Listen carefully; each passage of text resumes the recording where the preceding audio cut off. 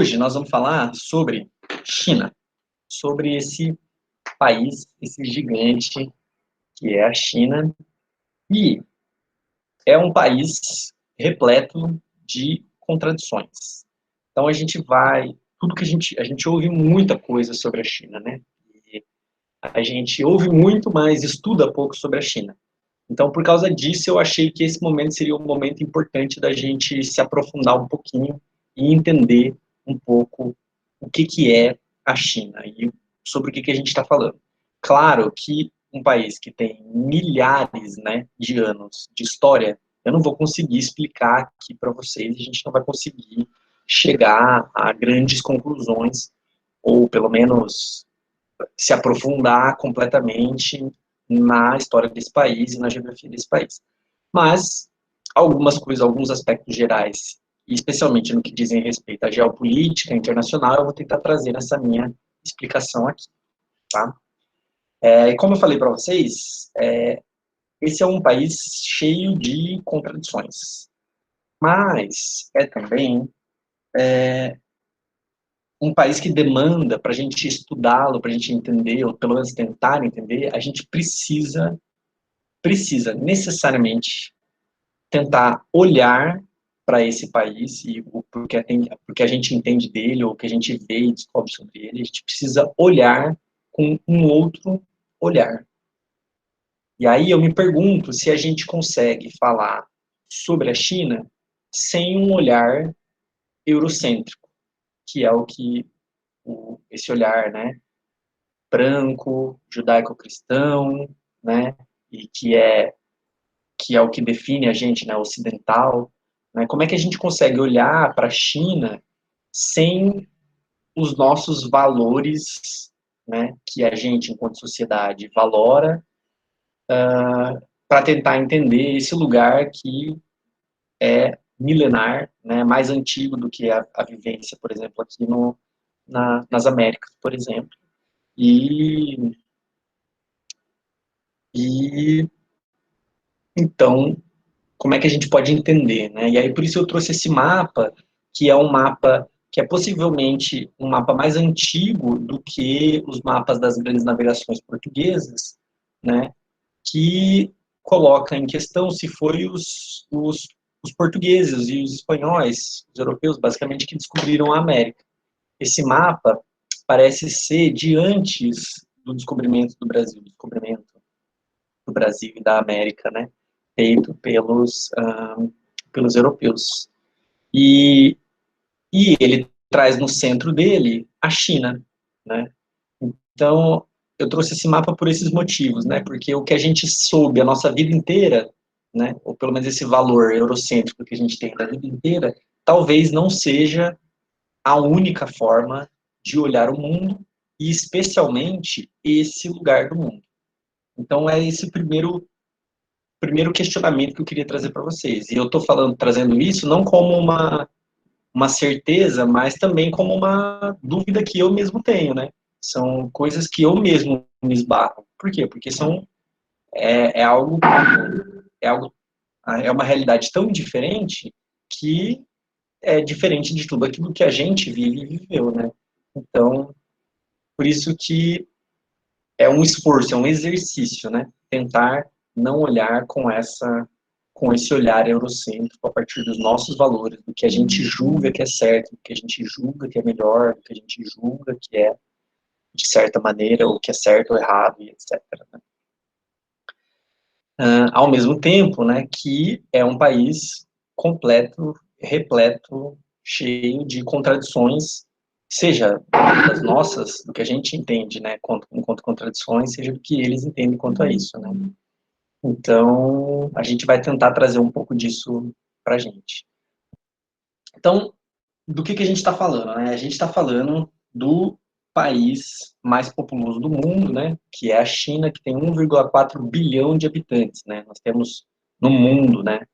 Pouco mais de 7 bilhões de habitantes, né? Então, nós estamos com a maior parte da população do mundo nesse lugar, 1,4 bilhões de habitantes, né?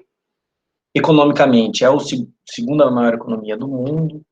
A China é membro do Conselho de Segurança da ONU, né, e isso é um grande poder internacional, né, junto apenas com outros quatro países, né, que seriam os Estados Unidos, União Soviética, a França e a Inglaterra, né, e a, a China tem se tornado cada vez mais, além de uma potência nuclear, também uma potência militar e tecnológica, né. Então, esse é um breve panorama desse país que a gente está falando. E aí eu vou trazer um histórico aí, né, que eu coloquei numa linha do tempo, mas os historiadores não gostam que seja colocado numa linha do tempo, mas é mais só para a gente poder se colocar no, uh, no tempo aí, se encontrar. Bom, a história da China é milenar, né? Então, é uma história muito grande, muito antiga e extensa, né? Mas a história recente da China, a gente consegue, e que tem seus desdobramentos, né, mais próximos, principalmente dessa relação geopolítica com o Ocidente, a gente tem alguns marcos importantes, né? Eu coloquei aqui o século XIX, que foi o período em que houve a Guerra do Ópio e o imperialismo europeu, né? Que foi períodos durante o século XIX em que a Europa expandiu cada vez mais o seu poder, especialmente a Inglaterra, né, desculpa, expandiu o seu poder econômico para esses lugares e criou essas estratégias de imperialismo na China, né, e que levou a essas guerras, né, a Guerra do Ópio, e que depois das guerras, com a derrota da China, obrigou a China a diversas agendas econômicas europeias e inglesas, principalmente, e junto com a invasão do Japão à China, o Japão também como uma potência na época regional e com a Segunda Guerra Mundial uma potência mundial, invadiu a China, tanto que os chineses conhecem esse período aqui como o século da grande humilhação. Eles chamam esse período, né, entre as guerras do ópio e a Segunda Guerra Mundial, o período da grande humilhação, porque foi esse período em que a nação, né, da China esteve subjugada, né, sob o imperialismo tanto europeu quanto o imperialismo japonês posterior, né. Tanto que a gente vai ver que algumas áreas, né, do território chinês são disputadas ainda com a China, ou com outros países ao sul, ou com o Japão, com outros países ao sul, ao norte. Nós vamos falar um pouquinho sobre isso. Então, esse período aqui, né, desse período da grande humilhação, ele é um período, né, em que a China esteve subjugada a esses outros atores internacionais, essas outras potências, acarretando, né, num processo longo, né, de dependência, de fome, de pobreza, né, completamente disperso, né, completamente espalhado por todo o território chinês. Então, isso é muito importante. Por quê? Porque foi por causa desses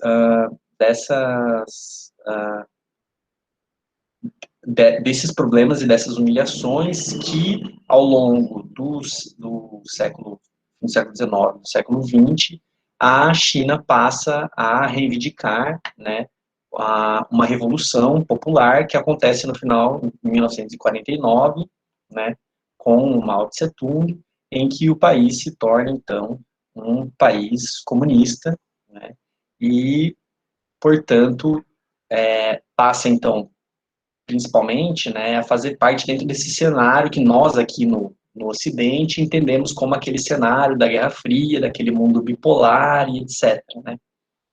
Mas, então, a China, a princípio, né, era um país que estaria diretamente ligado à União Soviética, por exemplo, né, por ser um país comunista também, e está dentro daquela esfera de influência do mundo bipolar. Mas, na verdade, já de início, né, e principalmente, né, a partir da década de 70, a China tenta se desvencilhar da União Soviética e se apresentar como uma alternativa à União Soviética, seja para o restante da Ásia, seja para o mundo, né? Por que eu digo isso? Porque quando a gente vai falar, por exemplo, do fim da União Soviética, que veio por causa de instituições muito rígidas e fechadas e problemas de corrupção, não é? A China, principalmente a partir dessa reforma econômica acontecida em 1978, passa a olhar isso com outros olhos e não quer que isso aconteça lá. Portanto, vai tentar seguir uma agenda estrita, né, para fazer reformulações nessas instituições que se tornaram altamente burocráticas e problemáticas lá na União Soviética e vai tentar fazer essas mudanças ali, né. Então, em 1978, lá na China tem essa reforma econômica que foi encabeçada, né, pelo Xi Jinping, que era o do Partido Comunista e primeiro-ministro, né, que fez algumas reformas econômicas, que vulgarmente a gente chama de liberalização econômica da China, mas isso não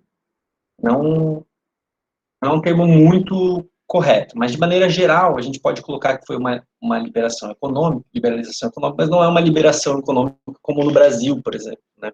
Por quê? Porque o Estado continua altamente presente nesse momento, né? Então, foi um momento em que a sociedade chinesa, né, passa por uma grande reforma, tanto na indústria quanto na agricultura, como nas forças armadas, nas suas tecnologias. Então, foi um período que teve uma modernização tecnológica muito grande, né? O país passou a abrir para relações capitalistas de produção, ao mesmo tempo em que ela manteve uma forte papel do Estado, inclusive com empresas, os quatro principais bancos mundiais, né, os chineses são estatais e os quatro principais bancos da China no mundo, né, e eles são estatais, por exemplo. Né.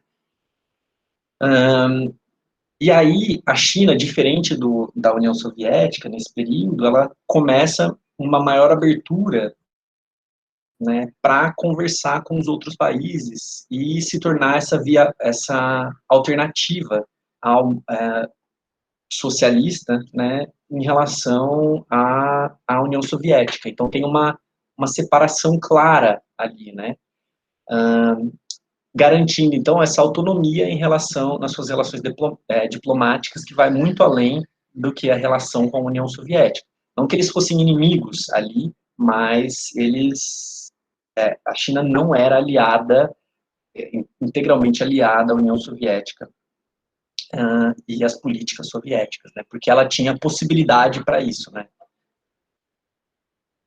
Então, o que significa isso? Significa que essa reconfiguração econômica aqui, lá de 1978, do Xi Jinping, ela foi uma reconfiguração de longa duração, desde sempre.